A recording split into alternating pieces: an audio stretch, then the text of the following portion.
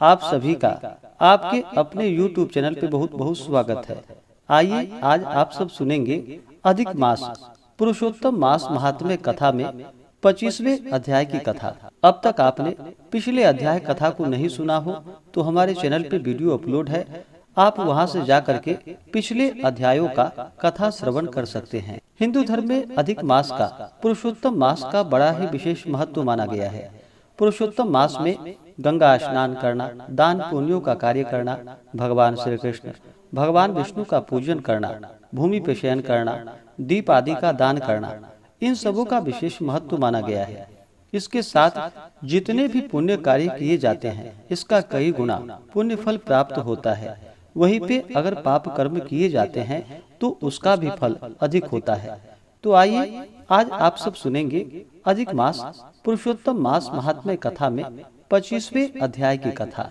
तो बोलिए प्रेम से भगवान विष्णु की जय, माता लक्ष्मी की जय, श्री राधा कृष्ण की जय, पुरुषोत्तम भगवान की जय। दृढ़ धनबा बोला कि हे ब्राह्मण, हे मुने, अब आप पुरुषोत्तम मास के व्रत करने वाले मनुष्यों के लिए कृपा कर उद्यापन विधि को अच्छी तरह से कहिए। वाल्मीकि मुनि बोले, पुरुषोत्तम मास व्रत के संपूर्ण फल की प्राप्ति के लिए पुरुषोत्तम मास के उद्यापन विधि को थोड़े में अच्छी तरह से कहूँगा। पुरुषोत्तम मास के कृष्ण पक्ष की चतुर्दशी, नवमी अथवा अष्टमी को उद्यापन करने के लिए कहा है। इस पवित्र पुरुषोत्तम मास में प्रातः काल उठकर यथा उपलब्ध पूजन के सामान से पूर्वाहन की क्रिया को कर एकाग्र मन होकर सदाचारी विष्णु भक्ति में तत्पर स्त्री सहित ऐसे 30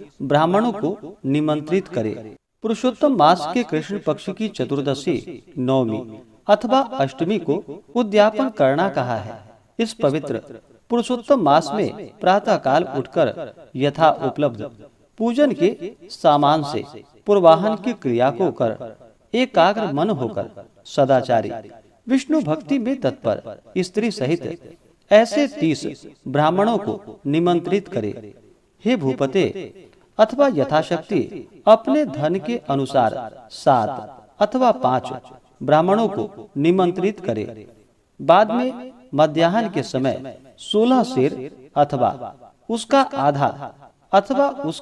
आधा यथाशक्ति पंच धान्य से उत्तम सर्वतोभद्र बनावे। सर्वतोभद्र मंडल के ऊपर स्वर्ण, चांदी, तांबा अथवा मिट्टी के छिद्र रहित शुद्ध 4 कलश स्थापन करनी चाहिए। 4 व्यूह के प्रीत्यर्थ चारों दिशाओं में बेल से युक्त उत्तम वस्त्र से वेष्टित पान से युक्त उन कलशों को करनी चाहिए। उन चारों कलशों पर कर्म से वासुदेव, हलधर, प्रद्युम्न और अनिरुद्ध देव को स्थापित करे। पुरुषोत्तम मास व्रत के आरंभ में स्थापित किए हुए राधिका सहित देव देवेश पुरुषोत्तम भगवान को कलश युक्त वहां से लाकर मंडल के ऊपर मध्य भाग में स्थापित करे। वेदांग के जानने वाले वैष्णव को आचार्य बनाकर जप के लिए 4 ब्राह्मणों का वरण करे। उनको अंगूठी के सहित 2 वस्त्र देने चाहिए। प्रसन्न मन से वस्त्र, आभूषण आदि से आचार्य को विभूषित करके फिर शरीर शुद्धि के लिए प्रायश्चित गोदान करे। तदंतर स्त्री के साथ पूर्वोक्त विधि से पूजा करनी चाहिए और वरण किए हुए 4 ब्राह्मणों से 4 व्यूह का जप कराना चाहिए और 4 दिशाओं में 4 दीपक ऊपर के भाग में स्थापित करनी चाहिए। फिर नारियल आदि फलों से कर्म के अनुसार अर्घ्य दान करना चाहिए। घुटनों के बल से पृथ्वी में स्थित होकर पंचरत्न और यथापलब्ध अच्छे फलों को दोनों हाथ में लेकर श्रद्धा भक्ति से युक्त स्त्री के साथ हर्ष से युक्त होकर प्रसन्न मन से श्री हरि भगवान का स्मरण करता हुआ अर्घ्य दान करे। अर्घ्य दान का मंत्र, हे देव देव, हे पुरुषोत्तम, आपको नमस्कार है। हे हरे, राधिका के साथ आप मुझसे दिए गए अर्घ्य को ग्रहण करें। नवीन मेघ के समान श्याम वर्ण दो भुजाधारी मुरली हाथ में धारण किए पीतांबरधारी देव राधिका के सहित पुरुषोत्तम भगवान को नमस्कार है। इस प्रकार भक्ति के साथ राधिका के सहित पुरुषोत्तम भगवान को नमस्कार करके चतुर्थ यंत्र नाम मंत्रों से तिल की आहुति देवे। इसके बाद उनके मंत्रों से तर्पण और मार्जन करे।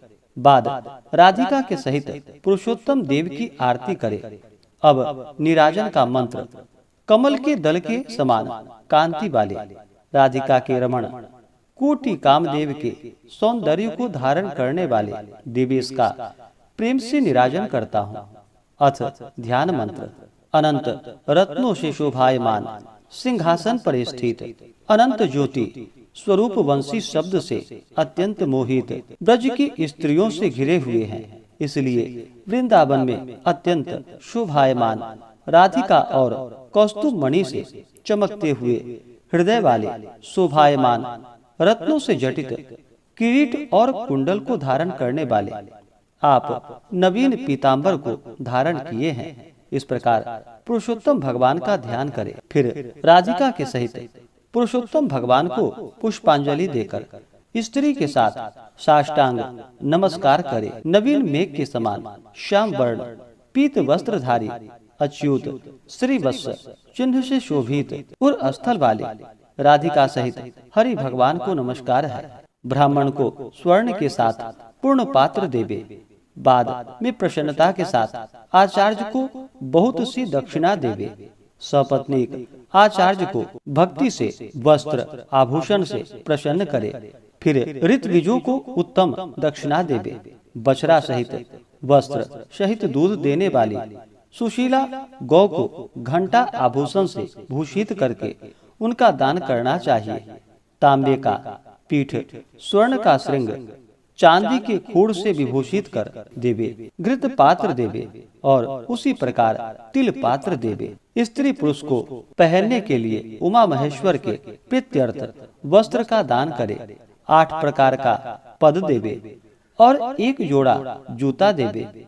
यदि शक्ति हो तो आयु की चंचलता को विचारता हुआ वैष्णव ब्राह्मण को श्रीमद् भागवत का दान करे। देरी नहीं करे। श्रीमद् भागवत साक्षात भगवान का अद्भुत रूप है। जो वैष्णव पंडित ब्राह्मण को देता है वह कोटि कुल का उद्धार कर अप्सरागणों से सेवित विमान पर सवार हो योगियों को दुर्लभ गोलोक को जाता है। हजारों कन्यादान सैकड़ों वाजपेयी यज्ञ धान्य के 7 क्षेत्रों के दान को और जो तुला दान आदि 8 महादान है और वेद दान है, वे सब श्रीमद् भागवत दान की 16वीं कला के बराबर नहीं कर सकते। इसलिए श्रीमद् भागवत को स्वर्ण के सिंहासन पर स्थापित कर वस्त्र आभूषण से अलंकृत कर विधि पूर्वक वैष्णव ब्राह्मण को देवे। कांसे के 30 संपुट में 30-30 मालपुआ रखकर ब्राह्मणों को देवे। हे पृथ्वी पते, हर एक मालपुआ में जितने छिद्र होते हैं उतने वर्ष पर्यंत वैकुंठ लोक में जाकर वास करता है। योगियों को दुर्लभ निर्गुण गोलोक को जाता है। जिस सनातन ज्योतिर्धाम गोलोक को जाकर नहीं लौटता है। 2.5 सेर कांसे का संपुट कहा गया। निर्धन पुरुष यथाशक्ति व्रत पूर्ति के लिए संपुट दान करे अथवा पुरुषोत्तम भगवान के प्रीत्यर्थ मालपुआ का कच्चा सामान फल के साथ संपुट में रखकर देवे। हे नराधीप, निमंत्रित सपत्नीक ब्राह्मणों को पुरुषोत्तम भगवान के समीप संकल्प करके देवे। इस प्रकार प्रार्थना करे कि हे श्री कृष्ण, हे जगदाधर, हे जगदानंद दायक अर्थात हे जगत को आनंद देने वाले, हे समस्त इस लोक तथा परलोक की कामनाओं को शीघ्र पूर्ण करे। इस प्रकार गोविंद भगवान की प्रार्थना कर प्रसन्नता पूर्वक पुरुषोत्तम भगवान का स्मरण करता हुआ स्त्री सहित सदाचारी ब्राह्मणों को भोजन करावे। ब्रह्म रूपी हरि और ब्राह्मणी रूप राधिका का स्मरण करता हुआ भक्ति पूर्वक गंधाक्षत से पूजन कर घृत पायस का भोजन करावे।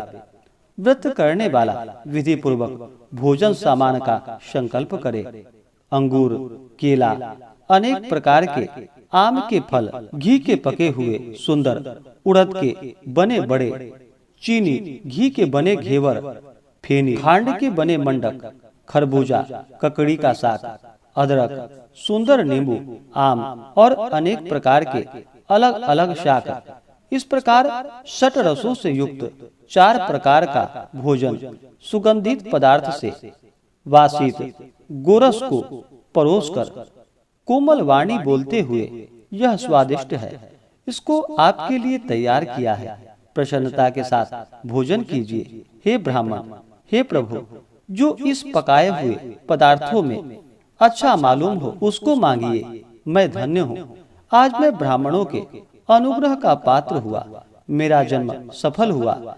इस प्रकार कहकर आनंद पूर्वक ब्राह्मणों को भोजन कराकर तांबूल और दक्षिणा देवे। इलायची, लौंग, कपूर, नागरपान, कस्तूरी, जावित्री, कत्था और चूना, इसलिए इस सामानों में युक्त करके ही आदर के साथ तांबूल देनी चाहिए। जो इस प्रकार तांबूल को ब्राह्मण श्रेष्ठ के लिए देता है, वह इस लोकों में ऐश्वर्य सुख भोग कर परलोक में अमृत का भोक्ता होता है। स्त्री के साथ ब्राह्मणों को प्रसन्न कर हाथ में मोदक देवे और ब्राह्मणियों को विधि पूर्वक वस्त्र आभूषण से अलंकृत कर वंशी देवे। सीमा तक उन ब्राह्मणों को पहुंचाकर विसर्जन करे। मंत्रहीनम, क्रियाहीनम, भक्तिहीनम जनार्दना यद पूजितम मया देव परिपूर्णम तदस्तु में।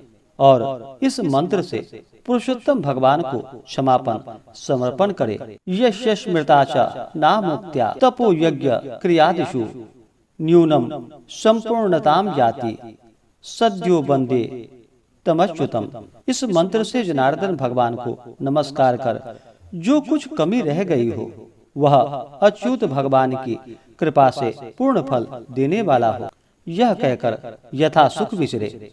अन्न का यथा भाग विभाग कर भूतों को देकर मिथ्या भाषण से रहित हो, अन्न की निंदा न करता हुआ कुटुंबी जनों के साथ भोजन करे। अमावस्या के दिन रात्रि में जागरण करे। स्वर्ण की प्रतिमा में राधिका के सहित पुरुषोत्तम भगवान का पूजन करे। पूजा के अंत में सपत्नीक व्रती प्रसन्न चित्त हो नमस्कार कर राधिका के साथ पुरुषोत्तम देव का विसर्जन करे। फिर आचार्य को मूर्ति के सहित चढ़ा हुआ सामान को देवे। अपनी इच्छा अनुसार यथा योग्य अन्नदान देवे। जिस किसी उपाय से इस व्रत को करे और उत्तम भक्ति से द्रव्य के अनुसार दान देवे। स्त्री अथवा पुरुष इस व्रत को करने से जन्म जन्म में दुख, दारिद्र्य और दुर्भाग्य को प्राप्त नहीं होता। जो लोग इस व्रत को करते हैं वे इस लोक में अनेक प्रकार के मनोरथों को प्राप्त करके सुंदर विमान पर चढ़कर श्रेष्ठ वैकुंठ लोक को जाते हैं। श्री नारायण बोले। इस प्रकार जो पुरुषोत्तम श्री कृष्ण भगवान का प्रिय पुरुषोत्तम मास व्रत विधि पूर्वक आदर के साथ करता है, वह इस लोकों के सुखों को भोग कर और पाप राशि से मुक्त होकर अपने पूर्व पुरुषों के साथ गोलोक को जाता है। इस प्रकार से श्री बृहन्नारदीय पुरुषोत्तम मास महात्म्य कथा में 25वें अध्याय की कथा पूर्ण हुई। तो बोलिए प्रेम से भगवान विष्णु की जय, माता लक्ष्मी की जय, श्री राधा कृष्ण की जय। इसके आगे की कथा जो कि आप अगले अध्याय में सुनेंगे। इसी प्रकार से कथा को सुनने के लिए हमारे इस चैनल पे अगर आप नए हैं तो चैनल को लाल बटन दबा करके सब्सक्राइब करें, साथ में बेल आइकन घंटी को दबाएं ताकि मेरे वीडियो का नोटिफिकेशन आपको समय से मिलता रहे।